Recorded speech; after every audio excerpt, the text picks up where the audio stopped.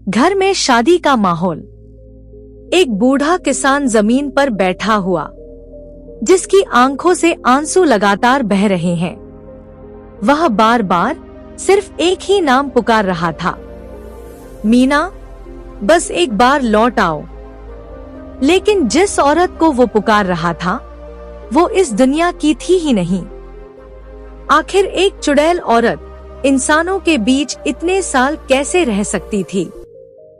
उसने हीरालाल से शादी क्यों की थी और क्यों वह उस रात सब कुछ छोड़कर हमेशा के लिए चली गई? इन सभी सवालों का जवाब उसके एक पुराने कान के झुमके में छुपा था। करीब 20 साल पहले उत्तर प्रदेश का एक छोटा सा गांव, जहां से इस रहस्यमयी कहानी की शुरुआत होती है। उस छोटे से गांव में रहने वाला हीरालाल एक साधारण सा किसान था। उसकी पहचान ना दौलत से थी, ना किसी बड़े नाम से, बल्कि उसकी मेहनत से थी। गांव के बाहर दूर दूर तक फैले उसके खेत ही उसकी पूरी दुनिया थे। उन दिनों फसल चोरी होना आम बात थी। कभी जंगली जानवर पूरी फसल बर्बाद कर देते, तो कभी रात के अंधेरे में चोर खेत साफ कर जाते। इसी वजह से कटाई के मौसम में हीरालाल लगभग हर रात अपने खेतों की रखवाली करने जाता था। खेत के बीचों बीच मिट्टी और फूस से बनी एक छोटी सी झोंपड़ी थी। उसी झोंपड़ी में एक पुरानी चारपाई, एक लालटेन, पानी का घड़ा और एक मजबूत बांस की लाठी हमेशा रखी रहती थी। रात होते ही हीरालाल खाना खाकर घर से निकल जाता और सुबह सूरज निकलने के बाद ही वापस लौटता था। यह सिलसिला कई सालों से चलता आ रहा था, लेकिन उसे बिल्कुल भी अंदाजा नहीं था कि जिस खेत की वह रखवाली कर रहा है, उसी खेत में कोई और भी हर रात उसका इंतजार करता है। एक ऐसी परछाई जो इंसानों की दुनिया की नहीं थी और जिसकी पहली झलक हीरालाल की पूरी जिंदगी बदलने वाली थी। हीरालाल अपनी झोपड़ी के बाहर चारपाई पर बैठा, हाथ में लाठी लिए, चारों तरफ फैले खेतों पर नजर रखे हुए था। लालटेन की हल्की सी रोशनी बस झोपड़ी के सामने तक ही पहुंच रही थी। उसके आगे सिर्फ अंधेरा था।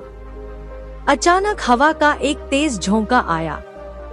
झोपड़ी के पास रखा लालटेन जोर जोर से डगमगाने लगा। खेतों में खड़ी फसल एक साथ हिलने लगी। हीरालाल ने सोचा, शायद हवा तेज हो गई है, लेकिन अगले ही पल उसे ऐसा लगा जैसे कोई गेहूं की बालियों के बीच से धीरे धीरे उसकी तरफ बढ़ रहा हो। हीरालाल ने लाठी कसकर पकड़ ली। उसने लालटेन उठाई और सामने देखने लगा, लेकिन वहां कोई नहीं था। वह वापस मुड़ने ही वाला था कि तभी उसके कानों में एक बहुत हल्की सी आवाज गूंजी, जैसे किसी लड़की के पायल या झुमके की हल्की खनक रात के सन्नाटे को चीरती हुई धीरे धीरे उसकी तरफ आ रही हो। हीरालाल अब पूरी तरह सतर्क हो चुका था। उसकी नजरें अंधेरे में किसी को ढूंढ रही थी। उसे बिल्कुल भी अंदाजा नहीं था कि अगले कुछ सेकंड में उसकी जिंदगी हमेशा के लिए बदलने वाली है। हीरालाल की नजरें अंधेरे में किसी को तलाश रही थी। कुछ पल तक चारों तरफ बिल्कुल सन्नाटा छाया रहा। फिर खेतों के बीच उसे किसी की हल्की सी परछाई दिखाई दी। वह परछाई धीरे धीरे उसकी तरफ बढ़ रही थी। हर कदम के साथ गेहूं की बालियां अपने आप 2 हिस्सों में बढ़ती जा रही थी। हीरालाल ने लालटेन थोड़ा ऊपर उठाई। सबसे पहले उसे एक जोड़ी नंगे पैर दिखाई दिए, जो बिना किसी आवाज के गीली मिट्टी पर चलते चले आ रहे थे। कुछ और करीब आने पर चांदनी की हल्की रोशनी में एक लाल रंग का दुपट्टा हवा में लहराता दिखाई दिया। लंबे घने काले बाल हवा के साथ धीरे धीरे उड़ रहे थे, लेकिन उसका चेहरा अब भी अंधेरे में छिपा हुआ था। जैसे ही वह लालटेन की रोशनी के करीब पहुंची, पहली बार उसका चेहरा साफ दिखाई दिया। इतनी खूबसूरत लड़की हीरालाल ने अपनी पूरी जिंदगी में कभी नहीं देखी थी।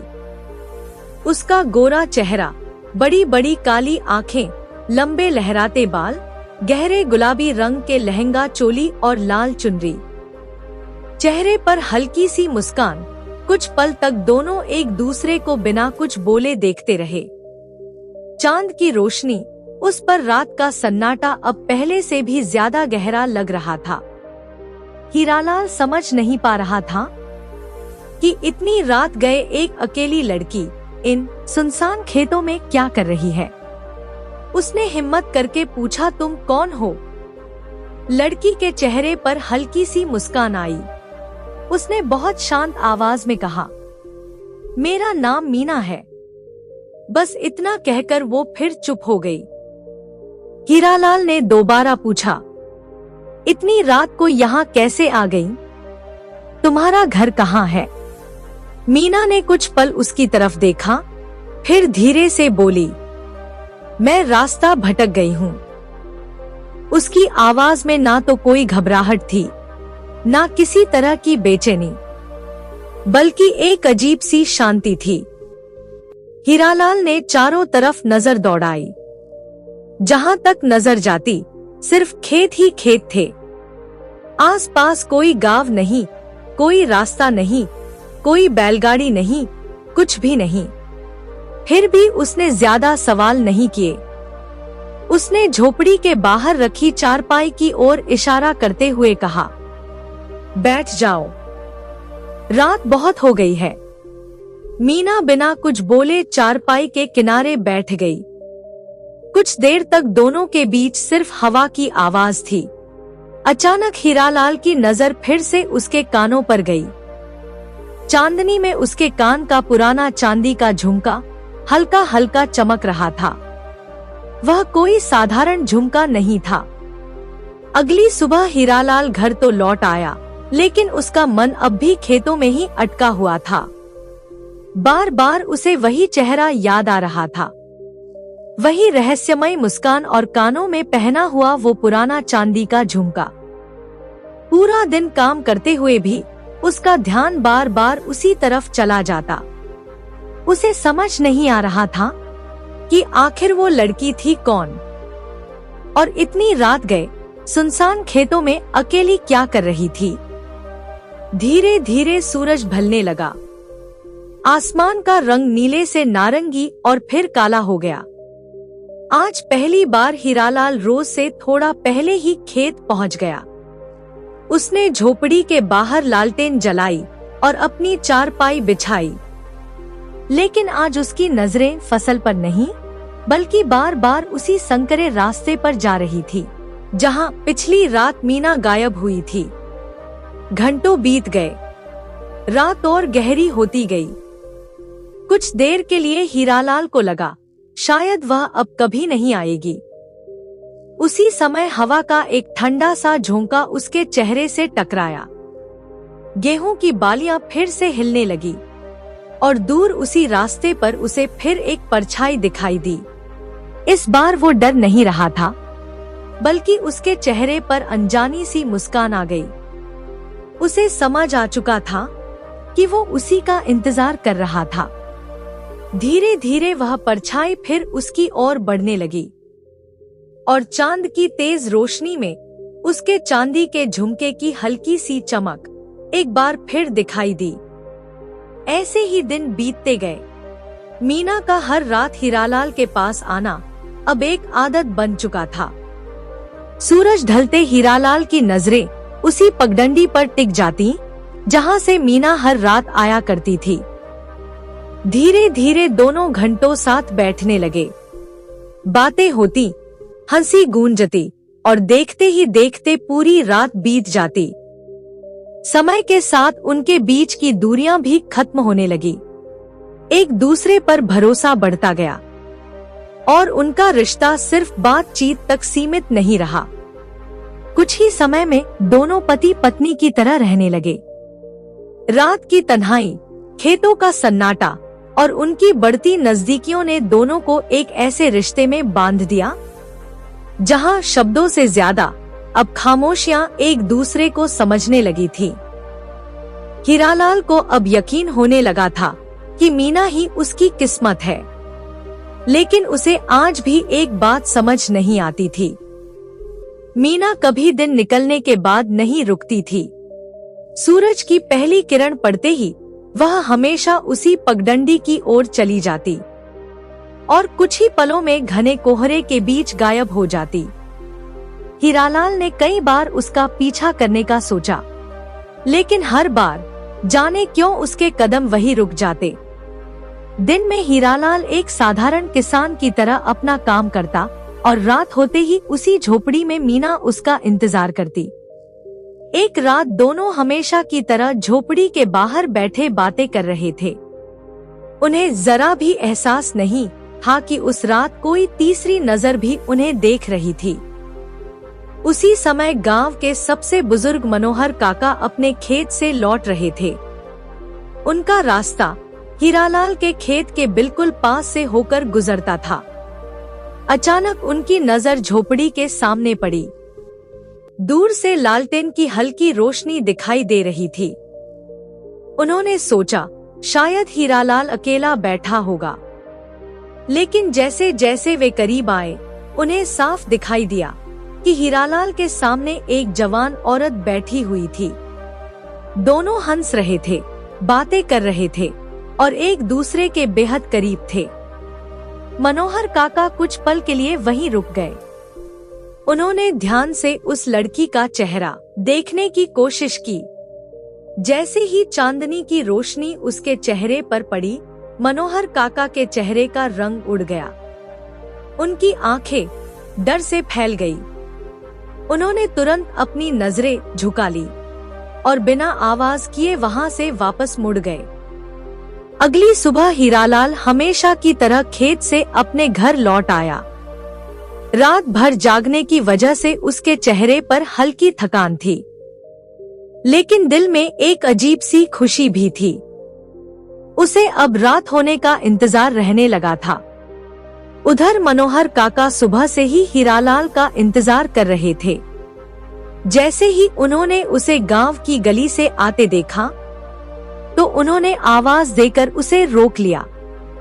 हीरालाल, जरा इधर आ बेटा, मुझे तुझसे अकेले में एक जरूरी बात करनी है। मनोहर काका की आवाज सुनकर हीरालाल उनके साथ गांव से थोड़ा दूर एक पुराने बरगद के पेड़ के नीचे चला गया। कुछ पल तक मनोहर काका चुप रहे।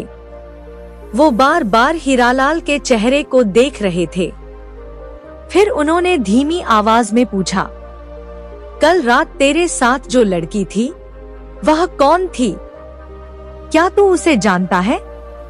हीरालाल मुस्कुरा दिया। उसे लगा शायद काका ने उन्हें साथ देख लिया था। वह कुछ शर्माते हुए बोला, उसका नाम मीना है, बहुत अच्छी है, कई दिनों से मेरे खेत पर आती है। यह सुनते ही मनोहर काका के चेहरे की चिंता और बढ़ गई।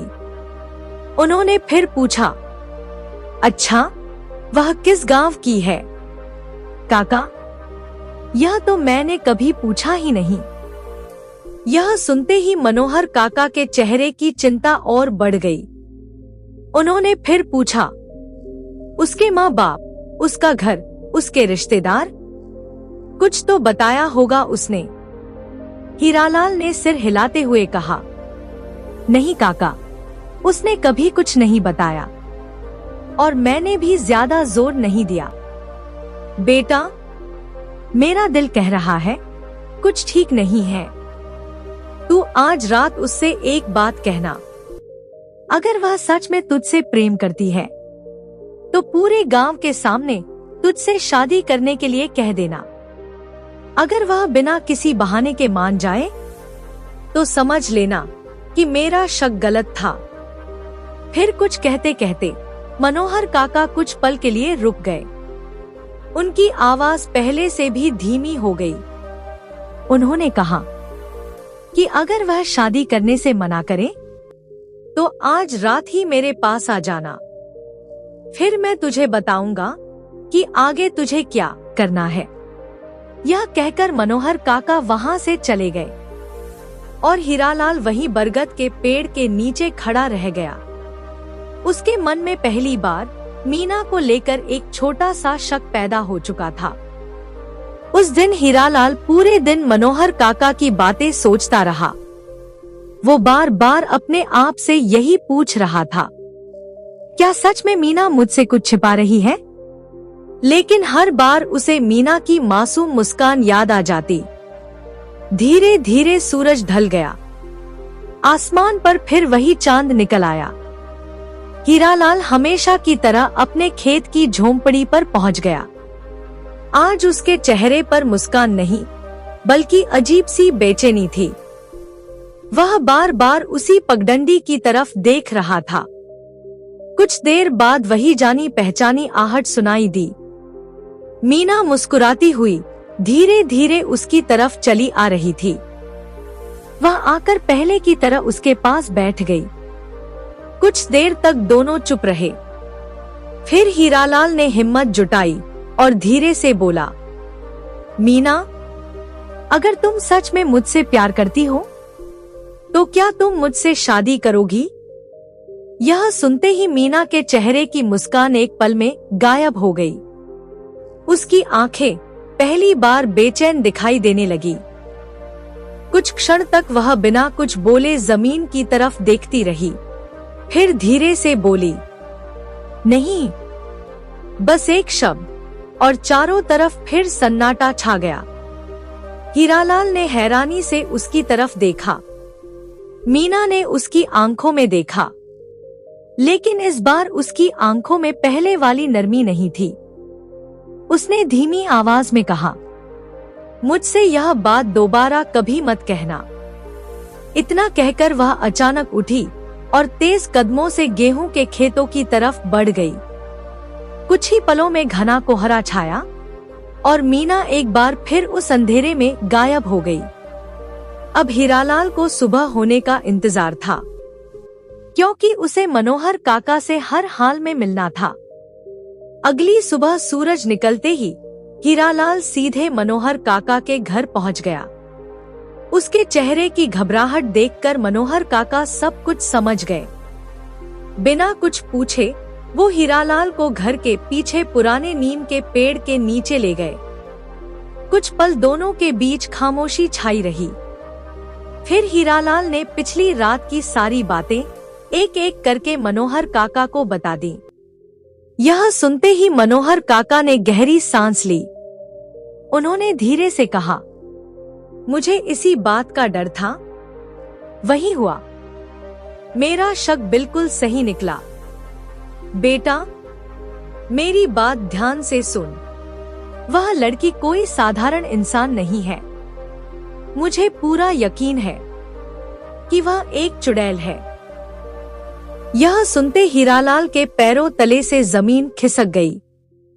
उसे लगा शायद मनोहर काका मजाक कर रहे हैं, लेकिन उनके चेहरे पर जरा भी मजाक नहीं था। अगर मेरी बात पर यकीन नहीं है तो आज रात जब वो तेरे पास आए तो उसके कान का एक झुमका चुपचाप उतार कर अपने पास छिपा लेना। अगर वो सचमुच इंसान हुई तो उसे कोई फर्क नहीं पड़ेगा, लेकिन अगर वो वही है जिसका मुझे शक है तो झुमका खोते ही उसकी सारी ताकत खत्म हो जाएगी और वो तेरे वश में आ जाएगी। लेकिन याद रखना, जिस दिन वो झुमका उसे वापस मिल गया उसे फिर कोई इंसान कभी नहीं रोक पाएगा। उस रात हीरालाल पहले से कहीं ज्यादा बेचैन था। बार बार उसे मनोहर काका की बातें याद आ रही थी। उसका दिल एक बात मानने को तैयार नहीं था। क्या सचमुच मीना एक चुड़ैल हो सकती है? कुछ ही देर बाद उसी पगडंडी से मीना आती हुई दिखाई दी। उसके चेहरे पर पहले जैसी ही मुस्कान थी, जैसे पिछली रात कुछ हुआ ही ना हो। वह आकर हमेशा की तरह हीरालाल के बिल्कुल पास बैठ गई। दोनों ने कुछ देर बातें की। धीरे धीरे रात और गहरी होती गई। कुछ समय बाद दोनों एक दूसरे के बेहद करीब आ गए। उसी पल हीरालाल को मनोहर काका की बात याद आई। कांपते हाथों से उसने बहुत सावधानी से मीना के कान से एक झुमका निकाल लिया, लेकिन मीना को इसका जरा भी एहसास नहीं हुआ। हीरालाल ने बिना आवाज किए झुमका झोपड़ी के अंदर मिट्टी के एक पुराने घड़े में छिपा दिया। जब वह वापस बाहर आया तो उसने देखा कि मीना अपने कान को बार बार छू रही थी।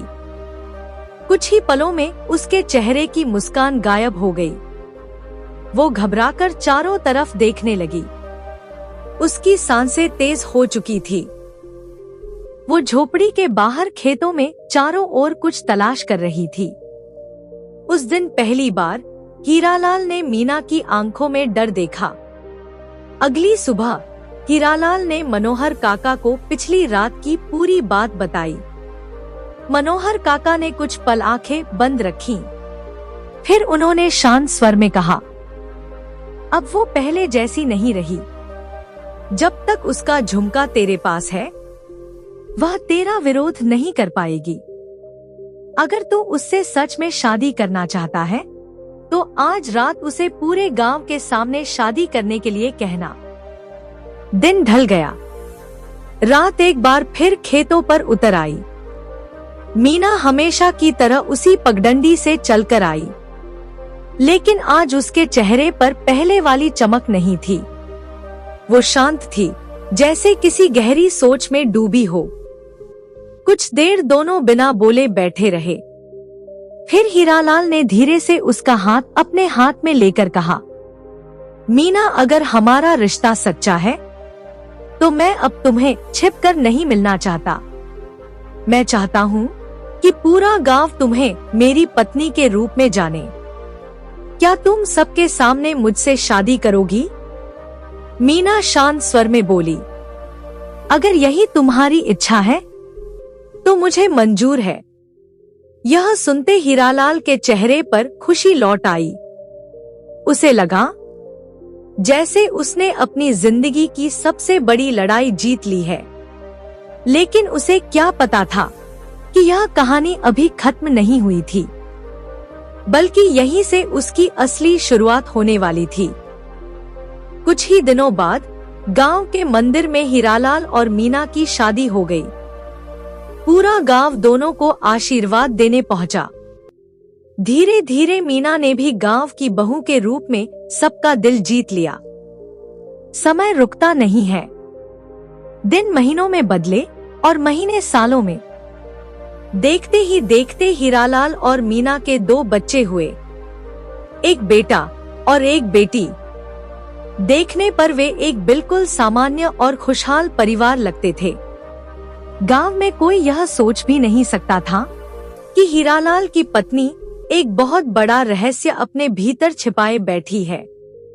समय के साथ साथ हीरालाल भी मनोहर काका की चेतावनी लगभग भूल ही चुका था। बस एक चीज आज भी उसी जगह सुरक्षित छिपी हुई थी, वो पुराना चांदी का झुमका। करीब 20 साल बीत चुके थे। आज हीरालाल के घर में खुशियों का माहौल था। उसकी बेटी की शादी थी। पूरा आंगन रिश्तेदारों और मेहमानों से भरा हुआ था। हर तरफ हंसी मजाक और ढोलक की आवाजें गूंज रही थी। हीरालाल अपनी बेटी की शादी को लेकर बहुत खुश था। उसे ऐसा लग रहा था जैसे भगवान ने उसकी हर खुशी पूरी कर दी हो। उसी भीड़ के बीच मीना धीरे धीरे उसके पास आई। उसके चेहरे पर वही पुरानी हल्की सी मुस्कान थी। उसने धीमी आवाज में कहा, हीरालाल, आज मेरी एक बात मानोगे? हीरालाल मुस्कुरा दिया। आज तो जो कहोगी वही होगा। मीना कुछ पल उसे देखती रही, फिर बहुत शांत स्वर में बोली, तो ठीक है हीरालाल, आज मुझे मेरा वो चांदी का झुमका वापस दे दो। यह सुनते हीरालाल कुछ क्षण के लिए बिल्कुल चुप हो गया। उसे मनोहर काका की कही हुई बात धुंधली सी याद आई, लेकिन अगले ही पल उसने मन ही मन सोचा कि इतने साल बीत गए हैं, अब भला क्या हो सकता है। बिना ज्यादा सोचे उसने मीना को वह जगह बता दी जहां सालों पहले उसने झुमका छिपाया था। मीना धीरे धीरे उस पुराने कमरे की ओर बढ़ गई जहां उसका चांदी का झुमका रखा था और हीरालाल फिर से शादी की तैयारियों में व्यस्त हो गया। मीना ने कांपते हाथों से उसे उठाया। कुछ पल तक बस उसे देखती रही। उसकी आंखों से धीरे धीरे आंसू बहने लगे। फिर मीना धीरे धीरे आंगन में आई। उसकी आंखें अब पहले जैसी नहीं थी। उनमें एक अजीब सी चमक लौट आई थी। उसने सबसे पहले अपने बेटे को देखा और फिर अपनी बेटी को, जिसकी शादी होने वाली थी। उसके चेहरे पर एक माँ की मुस्कान थी। फिर उसकी नजर हीरालाल पर जाकर ठहर गई। हीरालाल कुछ समझ नहीं पा रहा था। वो उसकी ओर बढ़ा, लेकिन मीना ने धीरे से अपना हाथ उठाकर उसे वहीं रुक जाने का इशारा किया। उसकी आंखों से लगातार आंसू बह रहे थे। वो धीमी आवाज में बोली, हीरालाल, मैंने तुमसे कभी झूठा प्यार नहीं किया। जो साल मैंने तुम्हारे साथ बिताए वही मेरी पूरी जिंदगी थे। लेकिन अब मुझे जाना होगा। मीना ने आखिरी बार अपने बच्चों को देखा, फिर हीरालाल की तरफ मुस्कुराई। धीरे धीरे उसका शरीर घने काले धुएं में बदलने लगा। कुछ ही पलों में वो धुआं हवा में बिखर गया और फिर देखते ही देखते मीना ना जाने कहां गायब हो गई। आंगन में बैठे सब लोग अचंभे से उस तरफ देखते रह गए। हीरालाल आंखों में आंसू लिए मीना को लगातार पुकार रहा था, मीना, मुझे अकेला छोड़कर मत जाओ, बस एक बार लौट आओ। दोस्तों, यहीं पर यह कहानी खत्म होती है। आपको यह कहानी कैसी लगी हमें कमेंट करके जरूर बताइएगा। धन्यवाद दोस्तों।